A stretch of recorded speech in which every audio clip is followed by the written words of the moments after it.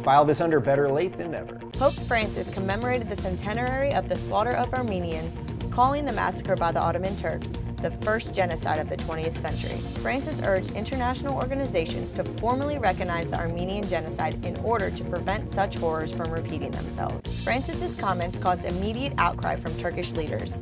The Turkish foreign minister took to Twitter, saying, "The Pope's statement, which is far from historic and legal truths, is unacceptable. Religious positions are not places where unfounded claims are made and hatred is stirred." Turkey went on to recall its ambassadors for consultations and summon the Vatican's envoy. All right, so we're only a couple days from the 100th anniversary of the beginning of the Armenian Genocide. Now, obviously, the church had never acknowledged it before. Many Western countries still haven't acknowledged it. But the reason I wanted to do this story was because I think this Pope is actually pretty good. Like, this is a good Pope. He's done some stuff about gay people. I know it's not perfect yet, but he's done a little something. These institutions are big. It takes a long time to drag them there. He's done a lot of stuff with homeless people. He's trying to do something good, and this strikes me as another good thing, that he's trying to acknowledge history and sort of move forward. What do you think about this Pope? I do think he's the coolest Pope thus far. Yeah. So I'm with you on that. But it is something where I do think ultimately the Turkish ambassador's words really kind of rung true for me when he said, really? Yeah, when he said that religious office is not the place to take sides or push an agenda, especially when it's one that is talking about the loss of lives. When you make one more important than the other, just by use of language, I can understand if I were a citizen of that country being taken aback or feeling slighted by that. But should we worry about the Turks feeling slighted if 1.5 million Armenians were killed? Here's the thing. I guess this goes to your point about politics and religion. I don't think they're bedfellows. I just think ultimately they're not I do think, for example, when you brought up, oh, he's done not great things in terms of the Catholic Church. Yeah. In terms of, right, it's all slow. And it's all slow, and it's a huge step for that kind of institution. You're absolutely right. But I also think that at the end of the day, it's like when you start politicking, you end up creating more dividing lines than you do uniting ones sometimes. Yeah. Because it's why politicians really aren't necessarily smart people. They're just really good or likable people. Right. You can vote for them.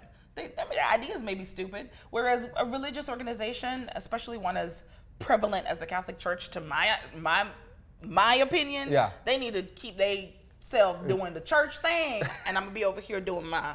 You just want them to keep handing out wafers.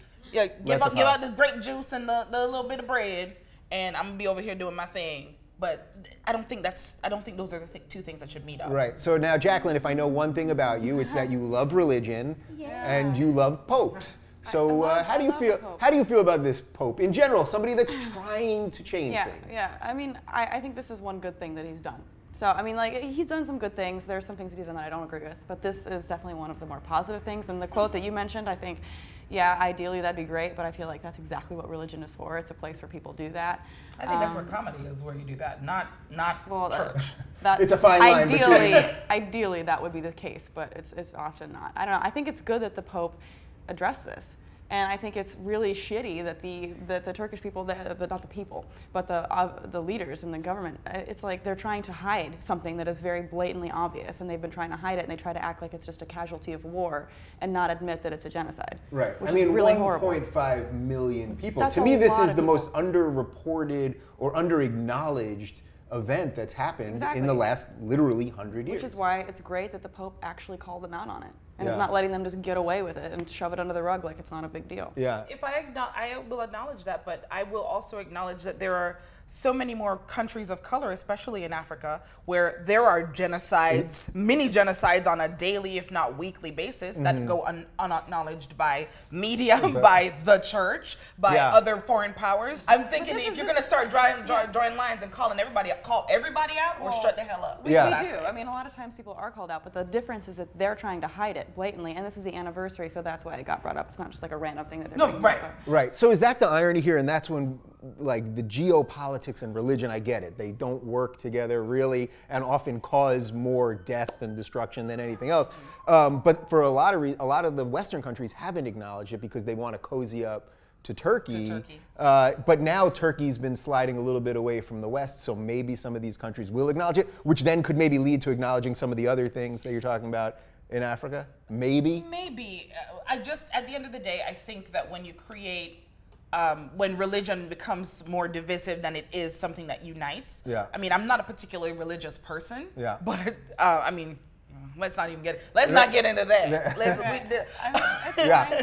But I still feel like there's a place for religion, and I think your point was great that he's shining light on something, and I get that that's the positive aspect of it. It's something that's been ignored or swept under the rug for a long time, so that's the positive aspect of it. But I personally don't feel as though religion is the place for that. Is it hard for you to give religion credit in cases like this, even though you did clearly there? But I struggle with that, like the idea of something that has done so much fucked up shit in general, and I'm just talking about general religion, that when they do these slow things, like you're sort of a little more okay with gays, like I want to be like, wow, that's great, but like they're still like hundreds of years behind, you know what I mean? Yeah, I mean, that, of course, I agree with you, but I mean, I don't always want to focus on all the bad things, and of course, if I could have my way, I would try to get rid of religion because I feel like it does more harm than good, and the good that it does do can be done without religion.